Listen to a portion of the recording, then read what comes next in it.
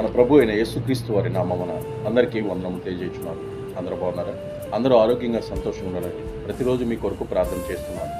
2025 సంవత్సరము జూన్ నెల 11వ తారీఖున తండ్రైన దేవుడు పరిశుద్ధ గ్రంథం నుండి ఈరోజు మన కొరకు వాగ్దానము పంపిన్నారు.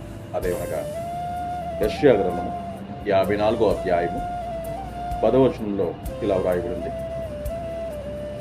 మెట్టలు తత్తరిలేనను నా కృప నిన్ను విడిచిపోదు. అవును, దేవుని కృప ఎంతో గొప్పది.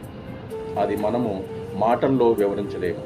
ఎందుకంటే సారా వృద్ధురాలై పిల్లలను కలనేని స్థితిలో దేవుడు అబ్రహాము ఈ భూమి మీద అంతటికి వారసుడవుతాడు అనే వాగ్దానము ఎలా నెరవేరింది?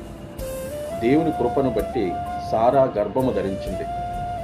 అబ్రహాముకు దేవుడిచ్చిన వాగ్దానము బట్టి, దేవునికి అబ్రహాముకి ఉన్న సంబంధము బట్టి దేవుని కృప ఆయనపై ఉన్నది.